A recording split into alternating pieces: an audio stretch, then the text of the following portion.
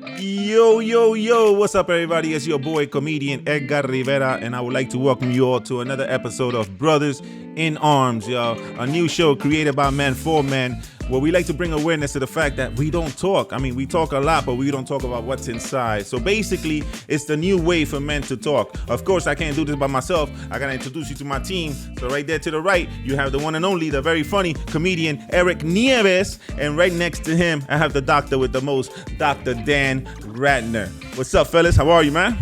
Good to see you, Eric and Edgar. This is awesome. Good to see you, Dr. Dan, Big Eggy. How you doing? Tangana, baby. I'm good.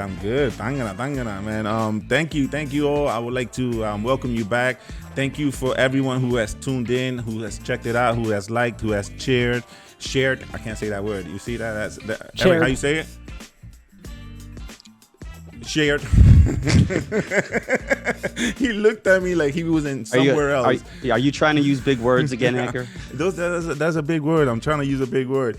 But I'm very excited to be back, man. Basically, if you're tuning in for the first time, welcome to Brothers in Arms. This is a show where we like to get together and talk about men issues and talk about the fact that we need to vent more stuff out, man. And we've done two so far, and it's gone great. And I'm very happy to be here today. So let's get to see what happened this week, bro. What's up, Eric? How you been? I've been good, man. I've been enjoying this 90-degree weather.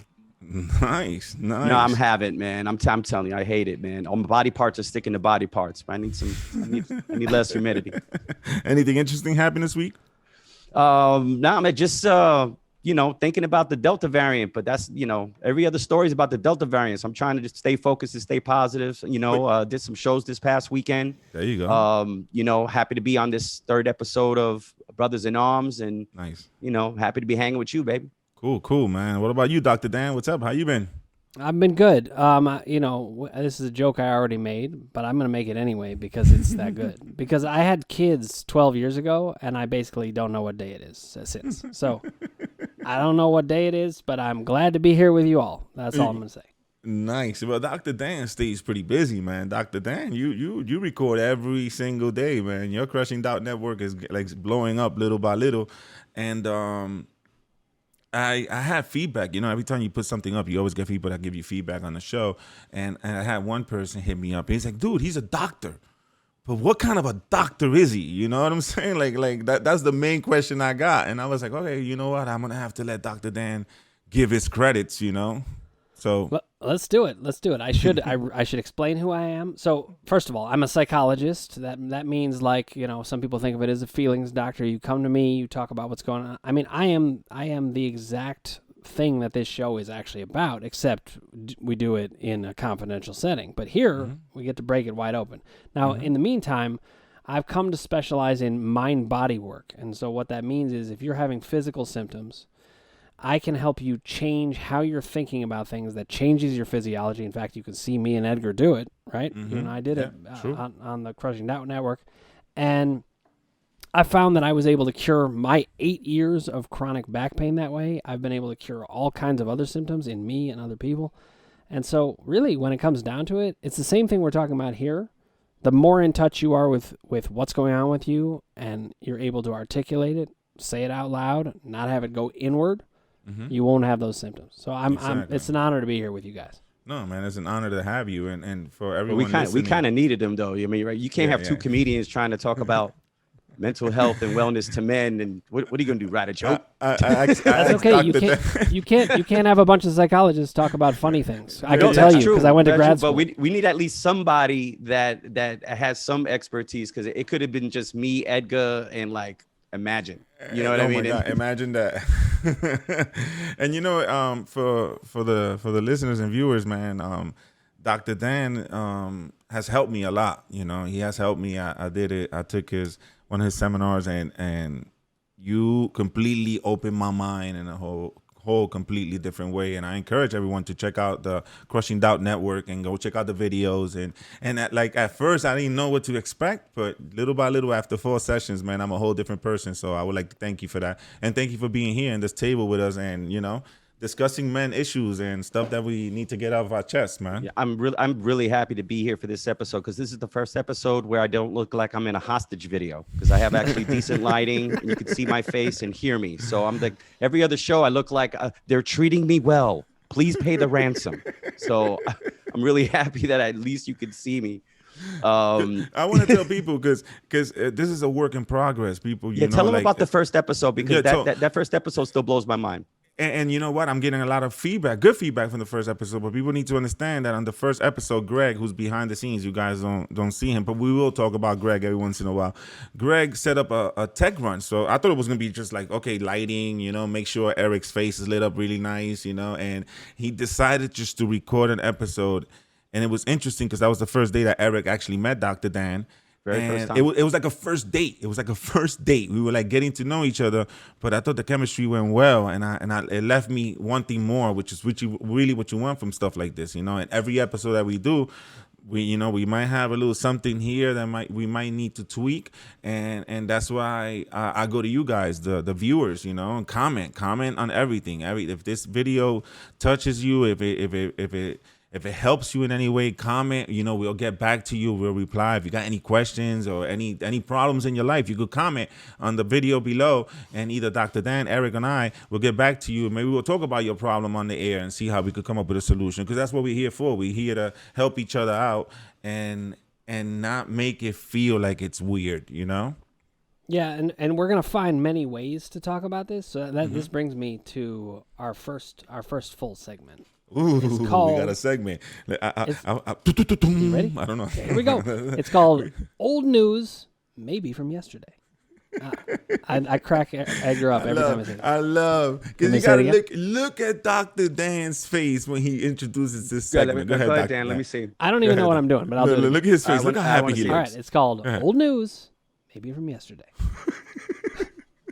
Really? Hey. Edgar? Is that easy? I don't know. Yeah. Listen, Eric, I'm a closet hilarious, comedy Doctor. genius. I'm a Thank you, I comedy appreciate it. genius. A closet comedy genius. People don't know about me. You know, this is my coming out party. All right, this is what we're going to talk about. And I wanted to say, you know, most podcasts, they talk about the news and then it's gone. And then people listen to it like 3 weeks later and they're like, I don't remember that. That's not important. So we're going to try to stick to important news, whether it's present or not. There's going to be times where we'll go back and be like, you remember this? What was this like? So I just think it's a more interesting way to look at it. So one of the things we wanted to talk about is something that is basically radioactive. It's so hard to talk about. And that's Bill Cosby. This did just happen recently that they overturned his conviction. And so he's out of jail. This is big news in multiple ways. And it's one of those things that's so hard to talk about. This show is about how do we talk about things that are hard to talk about. In general, everybody's like, don't talk about that. You'll say the wrong thing. It'll be a major problem. And I understand that. But at the same time, we've got to be able to talk about things in a real way. So I'm just curious what you guys are thinking about this at this current time. Yeah, I heard he's Who wants to die first? Stand up. I'm kidding. You said he wants to do stand-up? That's what I heard. I heard he's trying to get back on stage, man, which I find very amazing. Well, I mean, what else could he do? I mean, he can't play football at his age. He's not very qualified for other things. I was going to say, not very qualified for much else. That Dr. Huxtable was only on the show. So basically, it's either Jello pudding pop, stand up, or bust, right? But here's the thing. Is he even qualified for that anymore? You know, how do you do it?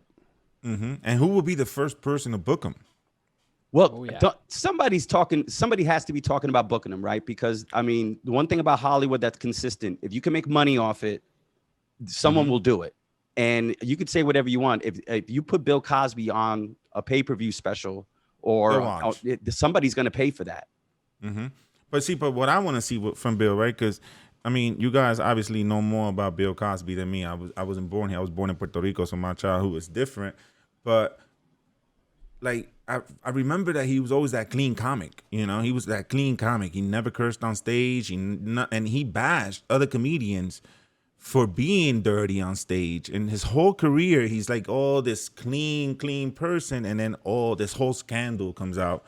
And it just completely wipes everything away. So it's funny that you brought him up, because doing this podcast, I want to do this podcast to try to learn more about myself and look within myself inside. So I think about what he's going through, and if now that he's out, what are you gonna do, bro? Are you gonna come on stage and do a little pudding joke, or are you gonna come on stage and talk about what really happened and what people want to know, or defend yourself? Because how do you live with that secret inside, that anger, and what the hell he went through while he was in there, you know? And see and that's what I was, I kind of thought about that when we first talked about bringing up the subject, the fact that he had to project this image all the time and just be this perfect husband and father in this country. And yet on the side, he's been accused and was convicted of doing these horrific things to women. Like, was there a time where he could have looked for help and said, maybe I need to talk to somebody before I spike a drink? You know what I mean? He could have asked for help or if he went to therapy to try to, no, I'm serious, man. He had to be thinking about it. No one just walks into a room and then decides to do things. These thoughts were building up, and he had the resources to find help. You know what's funny, Eric? As you were saying it, one thing I was thinking about, first of all, I don't know what actually happened. I do know that the number of people who have had accused him, I tend to believe people when they say these things happen to them, and I want them to get the help and support that they need. I know how bad denial of what actually happened would actually be. But it is interesting. I think that if a guy like Bill Cosby had a better support system, maybe of men, where he got to talk about whatever was going on, maybe he wouldn't have done some of those things.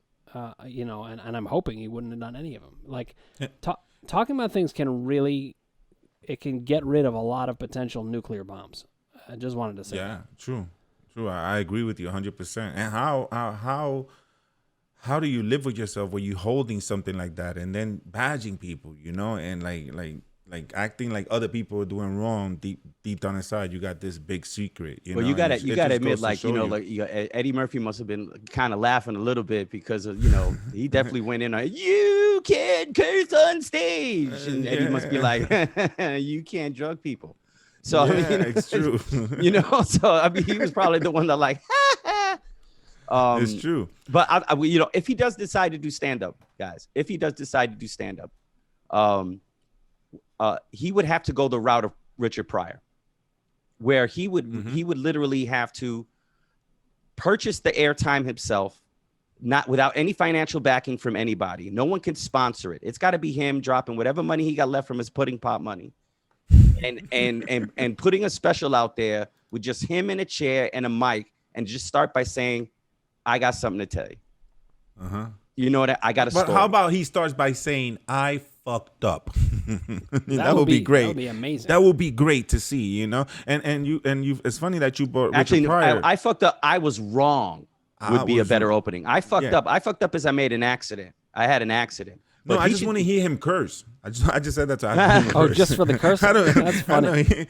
I just want to hear him curse for the first time. But it's funny how you brought up Richard Pryor, and it's crazy how I feel like in this industry that we're in, entertainment and everything else, most people hold everything back, and a lot of entertainers are real sensitive. They worry about their image and everything else. And when Richard Pryor set himself on fire and he came back to do that special, on the first night, he tried to go back on stage and do his material. And he got booed. Richard Pryor got booed. If you look at the special, there's a documentary on it. He got booed so bad that he couldn't even last 15 minutes on stage.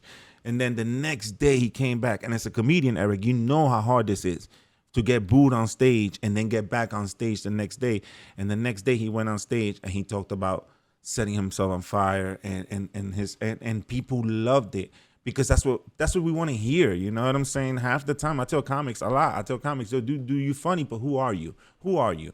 For me, I want to get on stage and I want people to know me. So if Bill Cosby wants to do comedy, dude, you better get on stage and talk about everything. Talk about that. I don't want to hear no jokes. I don't want to hear you better not defend your name because you're already guilty of what you got accused of. But get up there and tell us something that we really want to hear. I do also want to say, though, when these kind of stories come out, it's very easy to get focused on the famous person and whether they did it or not. But there's a lot of real and basically completely anonymous victims or sufferers and what they've been through. And I would like there to be more of a focus on that and what it is they feel they need in this situation.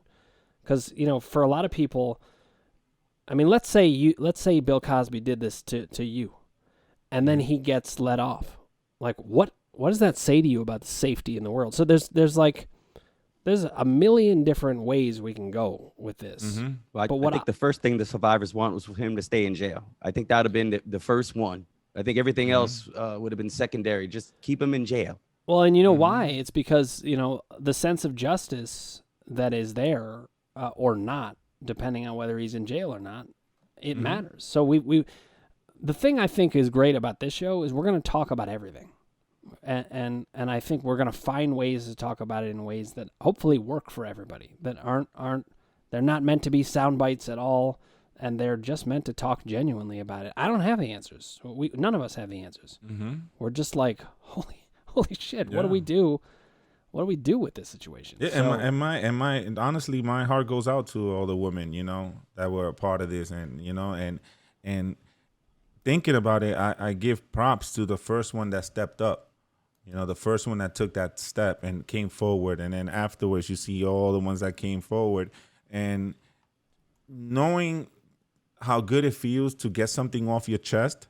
I'm thinking how good it felt for these women to actually say, okay, this happened. I'm not the only one. You know what I'm saying? And it's messed up that, you know, everything got overturned and he's back out. But I don't think he's going to do that much damage, man. That dude looks very old. Well, he's 82. Well, listen, he's 82, but that's not the, and, you know, listen, at this point in his life, he could do whatever the heck he wants, right? I mean, I'm hoping maybe he puts some of his money away. To me, I think the smartest thing for him would be just to disappear. Because I know that we're really big on I think people are really turned on him because of the projection that he presented to us was like one of the most misleading shams in American history. And I think you could link that to regular men who feel like they have to project a certain or project strength, or, you know, like we feel like, you know, like I'll make the analogy, like any man, any male, if anyone that you're attracted to even touches your arm a little bit, you will flex that arm, right? You will flex that arm as if you're flexing a muscle. There's no additional muscle that gets built with that flex. And it only feels harder in your arm, in your head. They don't feel any difference. I mean, you're thinking you feel like a sculpture, and really you feel like Edgar. But we feel like we need to project this kind of masculine strength in order to be men. So he needed to project this image to be somebody. And like you said, Dr. Dan, sometimes talking about things can prevent big explosions. You know, maybe if he had a better support system, maybe if he went to therapy, maybe if he opened up about these thoughts he was having, maybe he would have been able to prevent his own actions. Who knows? But, you know, he just felt this need to project. And I think that all men need to stop feeling the need to project and just take confidence in who they are as men. And what we're trying to project will come out naturally as long as we just have, you know, a little more confidence in ourselves. Look, even with school shootings, a lot of those things really do come from the fact that these people are having some kind of internal experience that they do not know how to talk about, they can't handle, and then boom. Yeah. Maybe that's a good one for next old news, but I think we need to get a little less serious at times. I don't want to go from Bill Cosby to school shootings. So it sounds like we're only talking serious. Well, but a lot of people would say you should invite Bill Cosby to the school during the shooting. That's right. A lot of people would like that very much. And dismiss everyone, all the kids except him, and just have him by himself at the school. And I will say one last thing on this. You said I don't think he's going to do much damage now, and I do agree with you on that. But the problem is the damage he's already done. It's been done.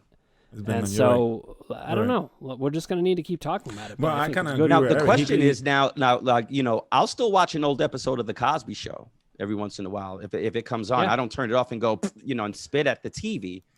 But now I'm curious to see if I would actually watch what he has to say now. But because I don't know if he can be honest. He's been living such a lie for so long that, I mean, I don't know if he can even live his truth. You know, I know it's an overused term, but I think it is very powerful. If you live your truth, you are really free of any binds that hold you back. And you don't feel like you have to project an image anymore because you're just living your truth and living your life, and everything else works itself out. I don't know if he could be that honest. Yep. He's already in a negative place. No matter what he does, he's already paid the price. He's already, whether he vanishes and we never hear from him again, or whether he comes out and talks about it, either way, he's dead inside. That's the way I see it. Also consider, I don't know if I think you brought this up, Woody Allen married a stepdaughter. Roman Polanski's still making movies, and he's still on the run from a rape charge in LA. But you don't get quite the same uproar. Is it because, and Woody Allen never pretended to be America's dad. And Roman Polanski never pretended to be anybody's dad. So, I think it's kind of different. I think they felt like it felt like a bait and switch, like the Cosby that was projected opposed to the Cosby that may actually have been. You're also bringing up the point about, how do you separate the art from the man and or the woman? But unfortunately, when it comes to problems in society, I'm just going to say this. Most of the problems in society generally are caused by men. And I think a lot of that is because we don't know how to talk about these things. There's all kinds of reasons for it. But, I think we have to think about, well, there are times where I feel comfortable separating the art from the man. But like if I said to people, the Cosby Show should still be on, it's a great show, whatever. I understand that, but then there are the victims out there. And if they don't want that, if that causes pain to them, it's not worth it to me. Yeah. Even though I can separate it myself, that's not worth it to me. No, most channels even they already stopped showing the Cosby Show once he went in. I don't even think they air it anymore. I mean, even like all the channels dropped it. I mean, I guess if I was a survivor, I wouldn't want him making more money on the episode where Rudy flushed a goldfish. I'd be thinking, listen, you know what? I don't want to see Rudy flushing the goldfish anymore. I think I'm done with that. But you brought up a good point, Eric. He had all the sources for getting help when he was going through the secret life and this thing that we didn't know about.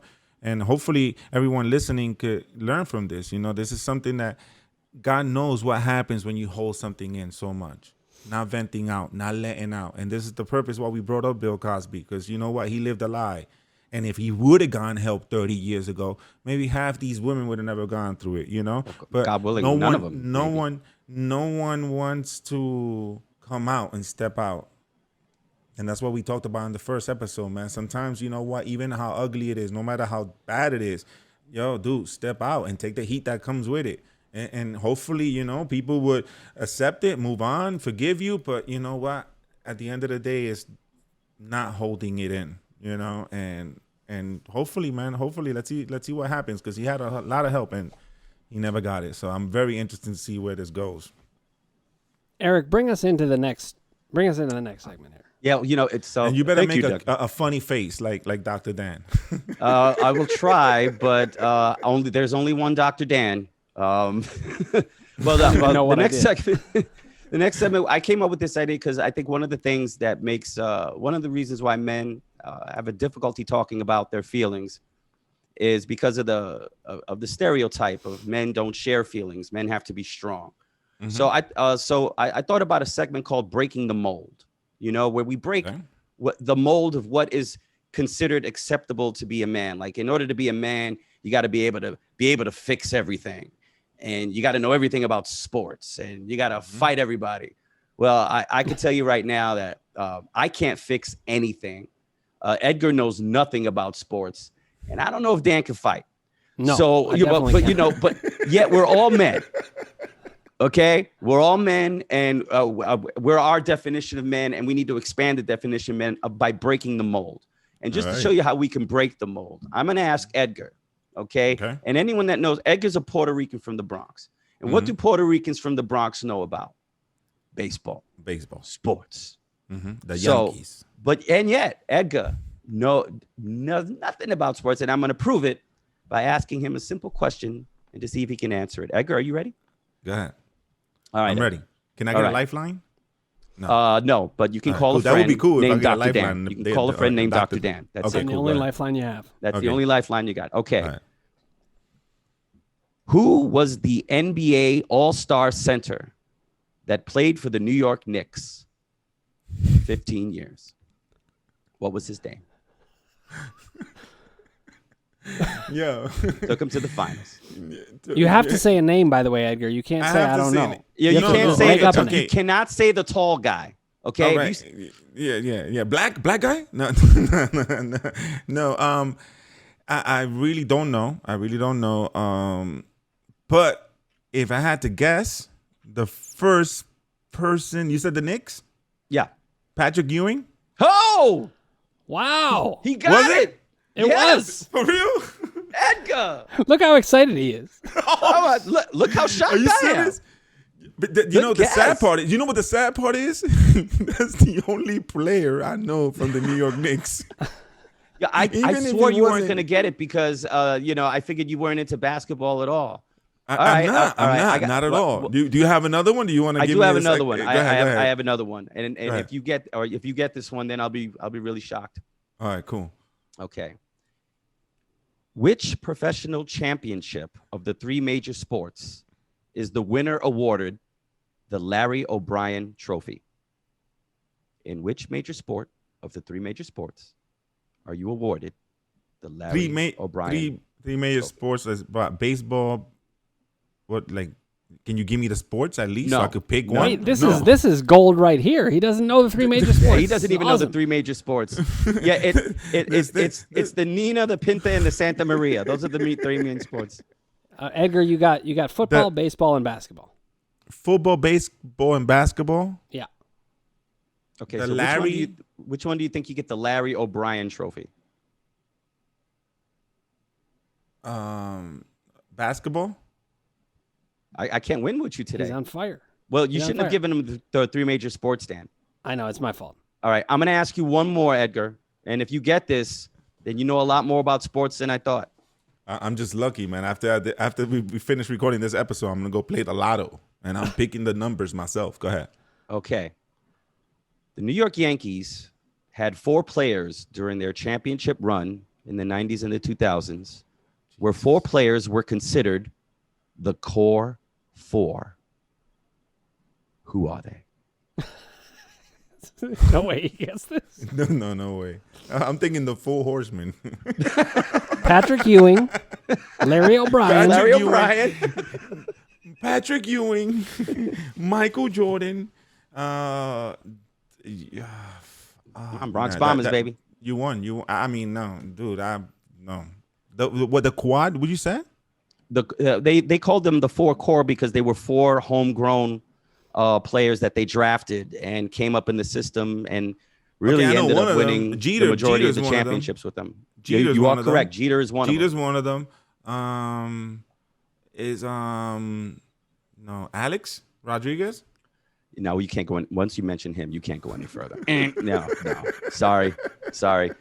What about Dom Mattingly? Wow. Right before the year Winfield? after they won. The year after he left, they won. Dr. Dan, you want to take the question? Sure. Do you know the question? I think I can do it. All right, we've got Jeter. We got Bernie Williams. We got Mariano Rivera. Is he one of the 4? Yes. And who would be the 4th of that group? Robinson Cano? Jorge Posada. Jorge Posada. Jorge Okay, well, still, I got one of the Posada. core guys. Well, you got but 3 of them, man. Dan, you I did ain't- I good. ain't got You did none. good. I could have named the whole team. I can tell you mean- about Shane Spencer. I know about all these. Wow. Shane Spencer. 1 year wonder. Yeah. I have no idea what you guys are talking about. All right, relax. Okay, so now since you did that, Yes. So I decided just to break the mold and show people that I'm not the only one that knows sports, and I'm good with it. I'm good. I don't apologize, like Dr. Diane said. I don't apologize. I don't know shit about sports. But let's ask Eric some questions. Huh? You ready? You ready on how to do shit around the house? Let me preface this by saying that Edgar is he's almost like a borderline professional contractor. He could do sheetrock painting, repairs like this. I mean, he literally is the super son. There's not much he can't do. all He right. has a row of keys right now hanging on his belt. Okay. So I got a good one. I'm gonna make it simple for you, Eric. All right. Okay. Do you know how to paint? What do you By mean, like numbers? walls?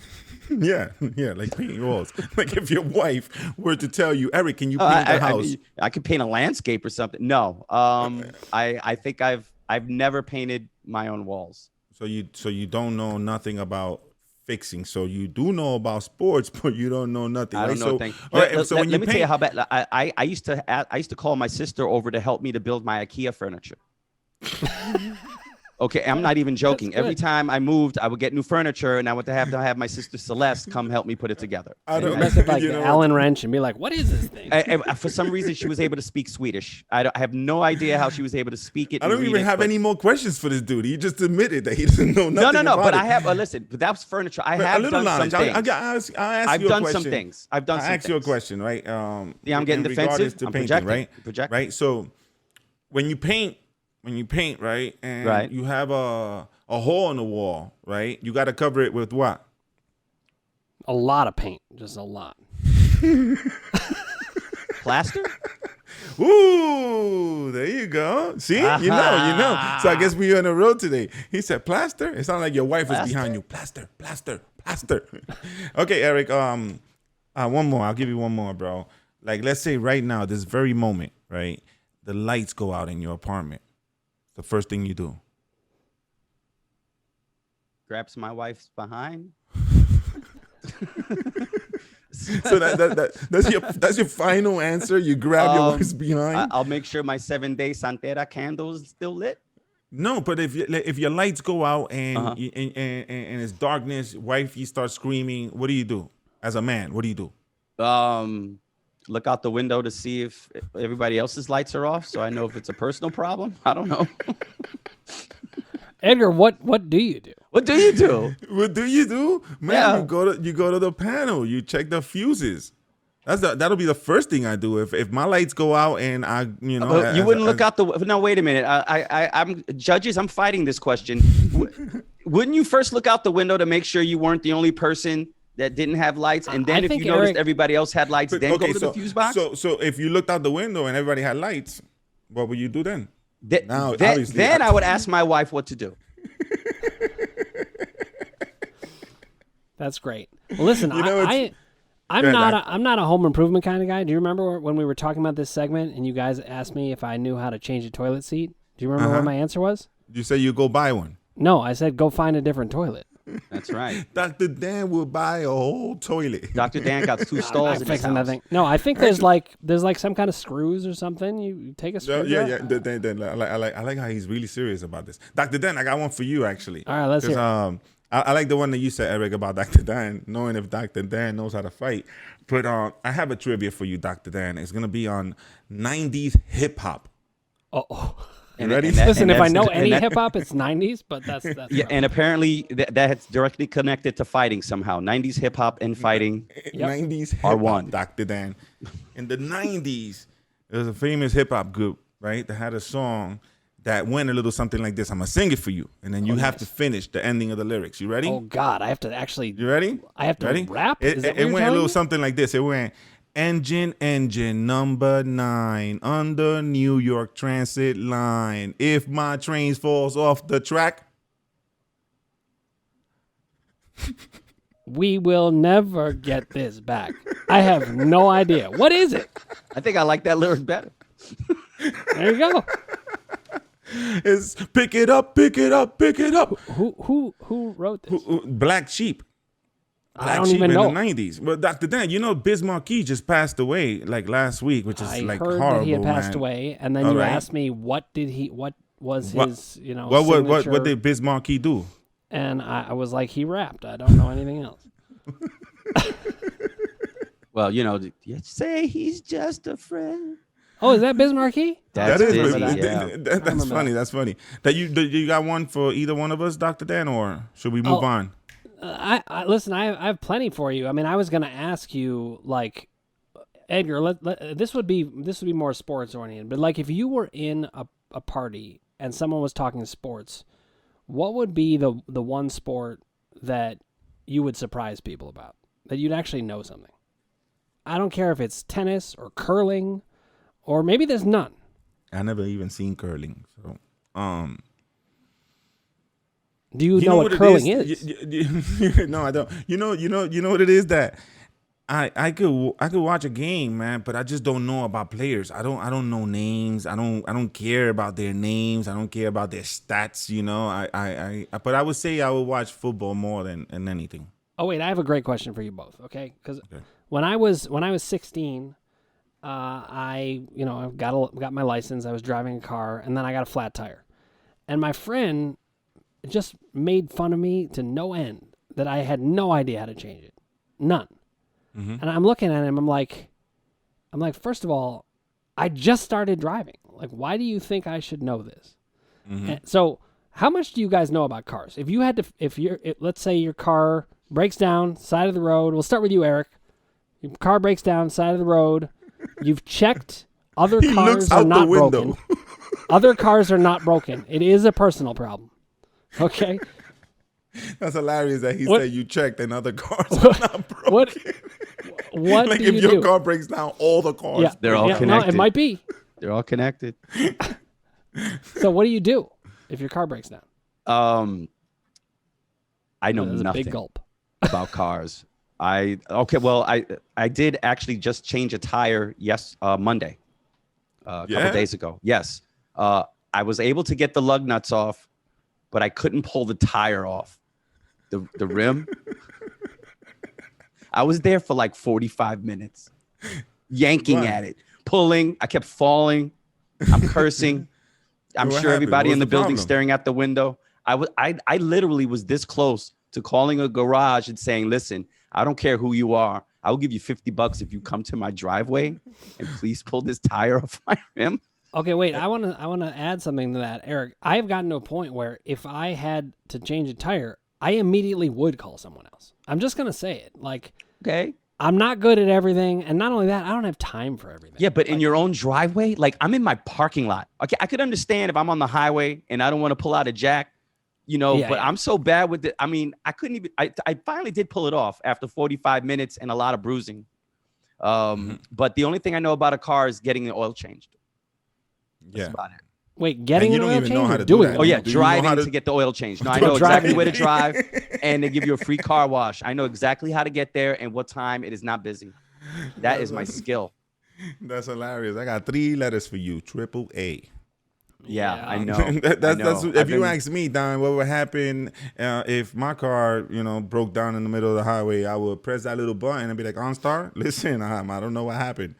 I would check, though. I would check depending on what happened. Did it turn off? Did we run out of gas? Gas is the first thing to look for. So you know about gas. You look at your now temperature. You're just showing off, Edgar. See, dude. I'm teaching the men out there who don't know about this. Well, you can tell me the flugel binder is broken, and I'd be like, the flugel binder. Where do I buy that? We should try. Do I need like the big flugel binder or the little flugel binder? When I walk into a garage, the guys they start giving each other high fives, like, "Oh, we getting paid. My kid's going to college on this one."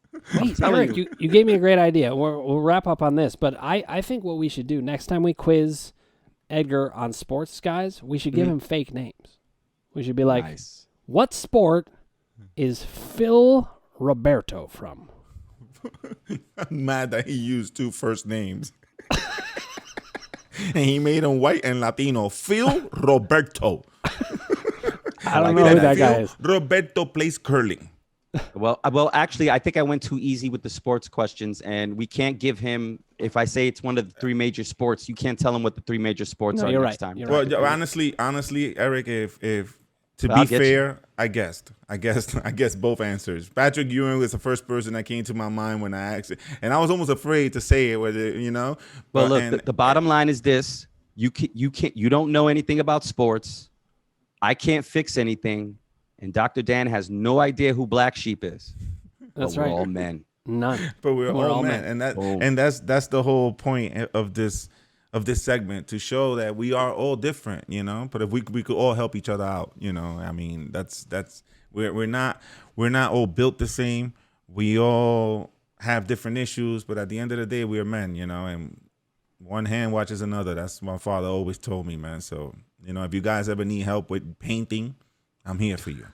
You know what I'm saying? If you need questions with sports, ask Dr. Dan. Don't ask me nothing, And that Dr. sounds Dan, good. And if you need I'm going to teach you how to rap by season 10. All right. And listen, if you need help identifying a folk singer from the 60s, I can help you. There you go. I'm looking for a Joni Mitchell connection. All right, cool, man. So now moving on. Now I like the fact that we did that, and it kind of sort of broke the ice a little between the Bill Cosby conversation, and we joked around, and and show people that we are all different in one way, and it's nothing to be ashamed about. But now we're bringing a little more serious segment, which we called Walking the Walk, which it's basically, I tell people this: I can't be on this show and I can't promote this show and I can't, do this show if I don't practice what I preach. You know what I'm saying? And I for one did the first Walking the Walk, which we premiered on last episode. And it's basically a moment where we could all, we all take a few minutes to talk about what's bothering us. Whether it's something right now, whether it's something that bothered you a long time ago, whether it's something that you're holding inside that you want to let out, to know how good it feels. And there's no judgment, there's no guilt, there's nothing. We're just talking as men, and basically, just let stuff out, and then we'll all talk about it and see how we feel at the end. And last week I went, and this week I think Dr. Dan went as well. And this week, I'd like to recap. I'd like to recap about the last show, because I don't think I think that was a very powerful moment that I don't think we should leave untouched without at least touching back on it a little bit, because it came right at the end of the show. Would you agree, Dr. Dan? I agree, especially about what Edgar went through. I mean, it's interesting because we had very different experiences and narratives about that. But Edgar, let's check in with you first. How do you feel thinking back on what it was you talked about and how it came out? Well, it was I tell people this, man. It felt good. It felt good to share. It felt good to show that side of me that no one has seen as a comedian. We get on stage, we joke around, we always joking, but no one sees that side inside. And me showing my emotional side and connecting my emotions and talking about how my mom passed away, which is the hardest blow that I've ever taken. And at the end of the day, that's your mom, and it made me feel good. But I'm not going to lie to you guys. Afterwards, after we stopped recording, after we stopped everything, I got into my own head. And Dr. Dan, I got a lot of doubts, like a lot of doubts. Like as a man, I'm like, man, I just showed that side of me.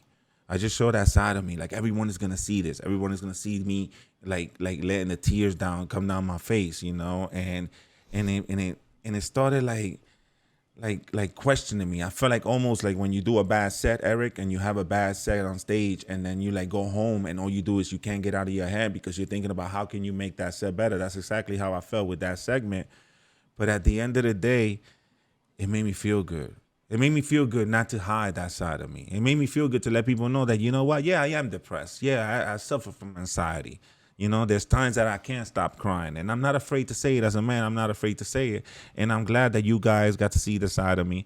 I'm glad that you made a joke about it, Eric, because that sort of broke the ice. And it could show people that no matter how much you share, at the end of the day, we all joke about it. We laugh. Laughter's the best medicine. And we move on. So when I could tell you people at home listening and watching this, and if you saw last week's episode, it was hard at first, but I feel better.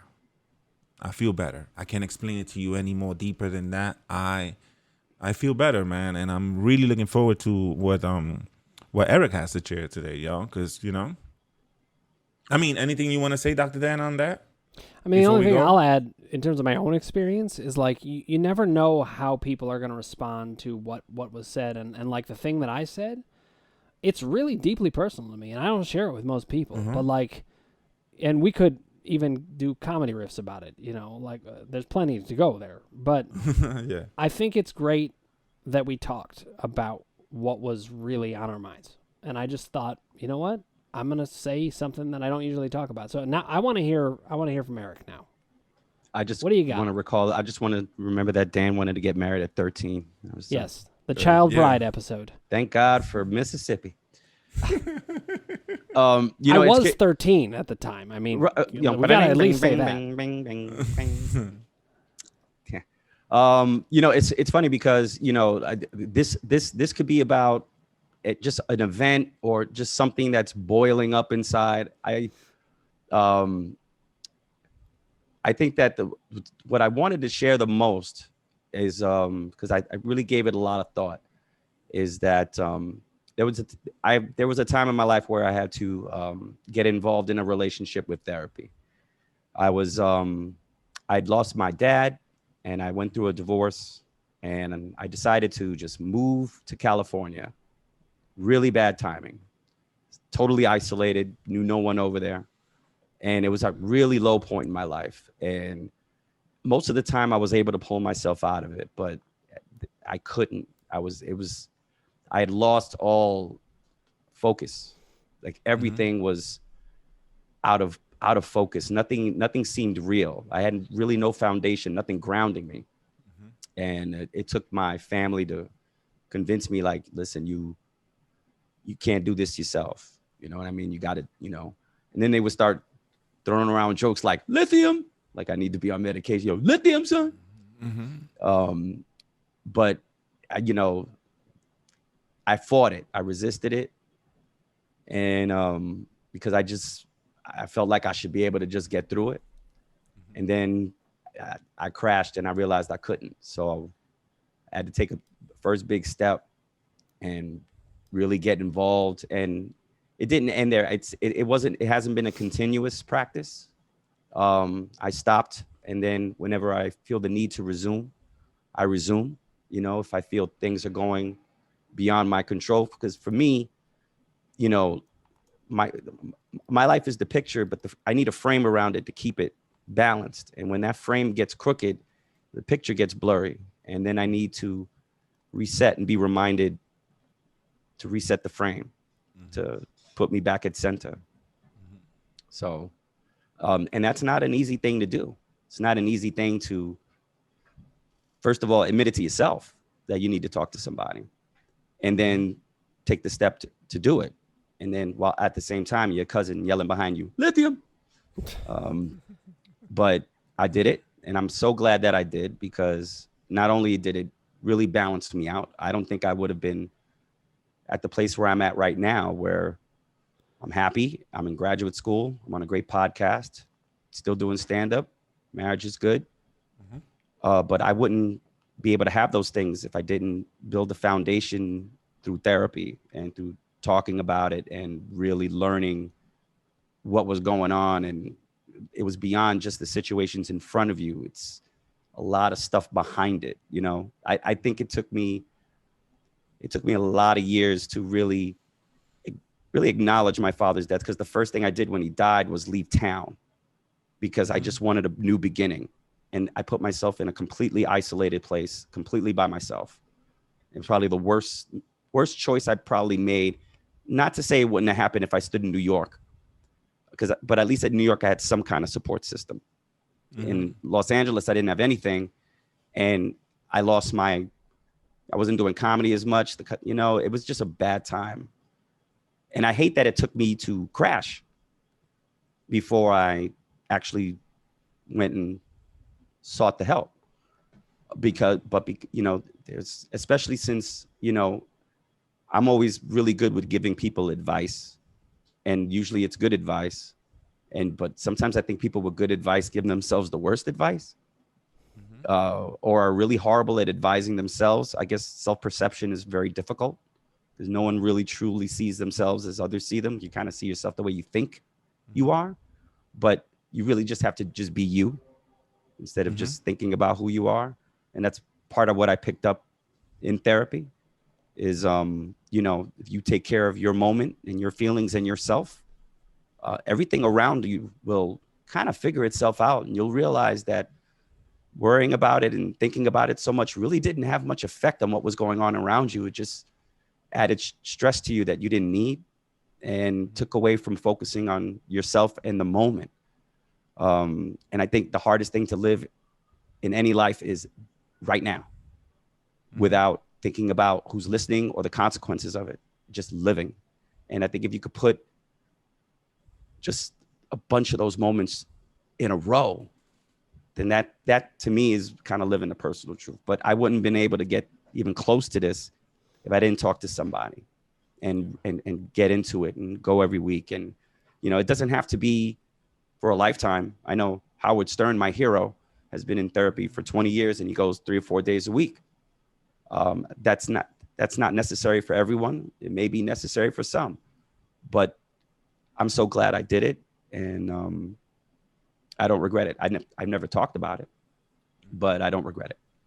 Is this actually the first time you ever talked about it? I'm just curious.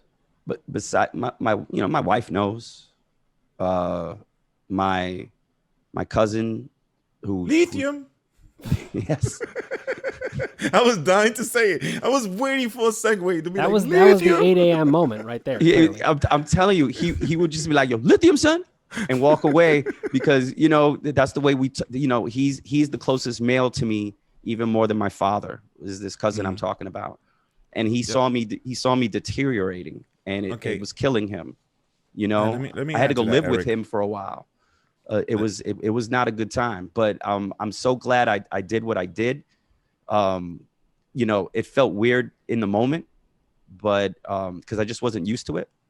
Mm-hmm. But I can't even tell you the benefits. It's been I'm a completely different person on a lot of levels, and I know there's still room to grow. And as recently as 2 years ago, I resumed therapy because I felt like I needed a tune-up.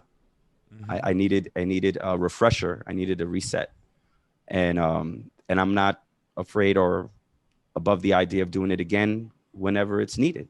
And I think that's something. Once you acknowledge that it's like bringing your car into the garage, but your mind is the best machine available.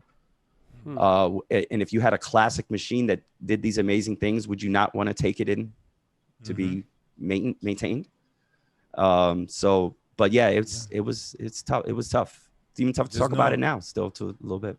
And no, bro, and know that you have Dr. Dan and I here for you. It's not just therapy. I need people to understand that it's not for you to get a therapist, man. Sometimes just letting someone listen to you that's generally gonna care and listen to you. That's all it takes. Oh yeah.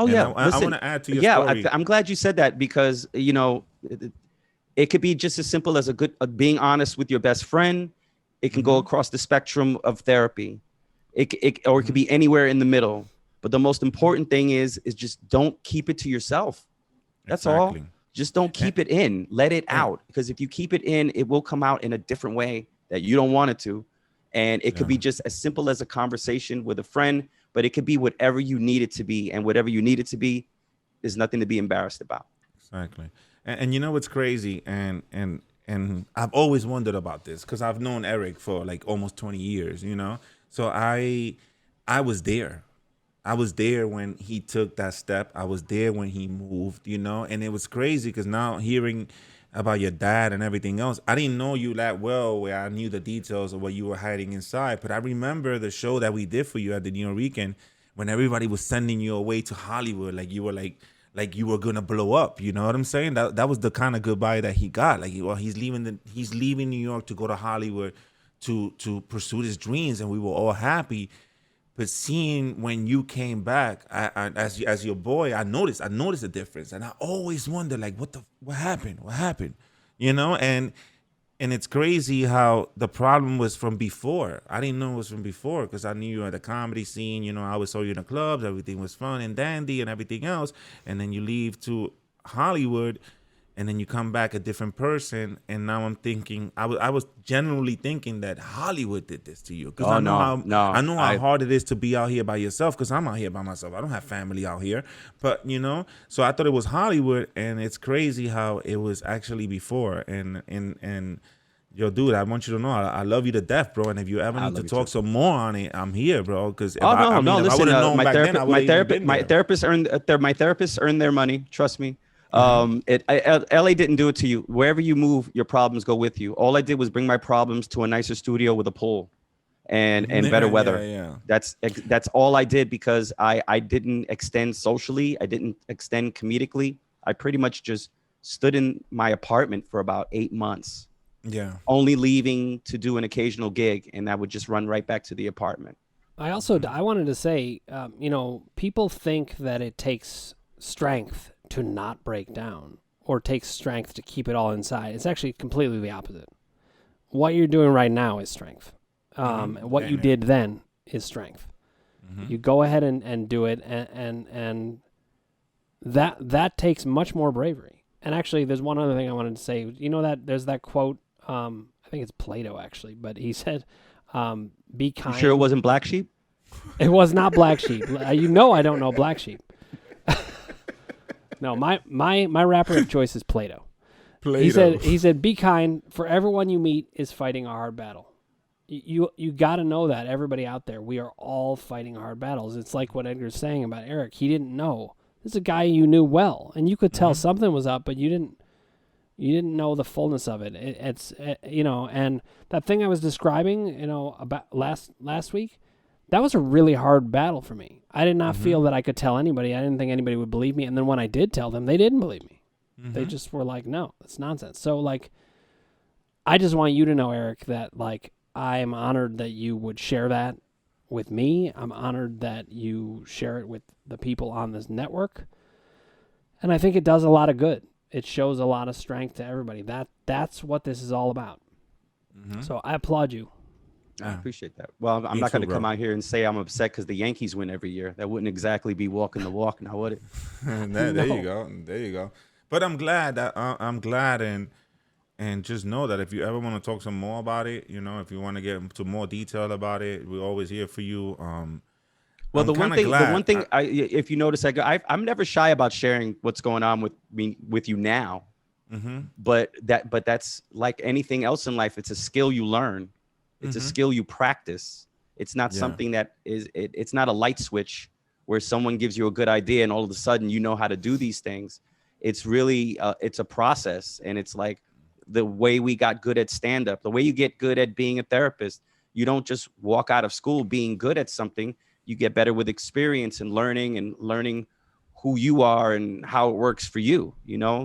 Everybody expresses themselves differently. So, now and there's always room to grow. And I think that's the most important thing I learned, is that there's always room to grow, and it's okay if you don't got it all figured out now. You could still work on trying to figure it out. That's beautifully said. And in terms of talking, like actually talking to each other, it's a great way to think about it. It takes practice. Lithium. It takes lithium.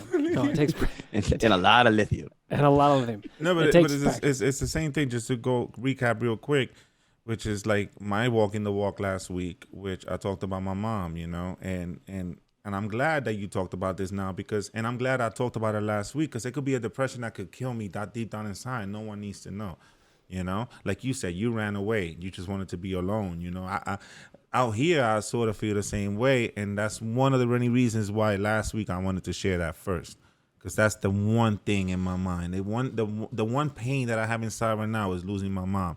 And when I thought about this podcast, I thought about you first, Eric, because I wanted to hear this. This is what I wanted to hear, bro.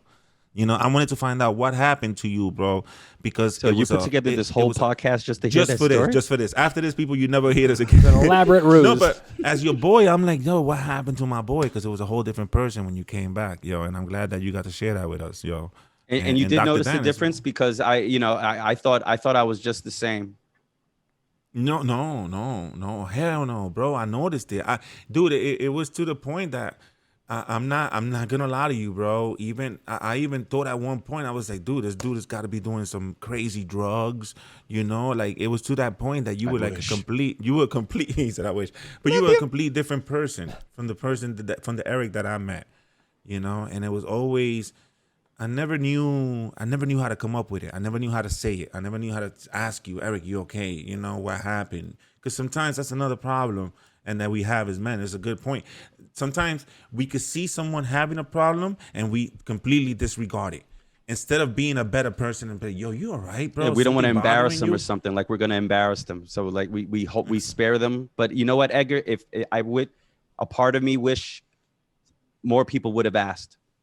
So when you see somebody and you see a difference in the same way you notice, Edgar, ask.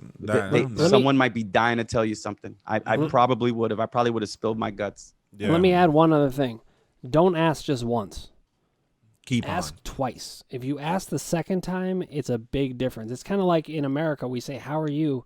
We don't even mean it. It's just like saying hi. That's right. The second time, approach them like someone you want to sleep with really badly. You don't just ask once. No.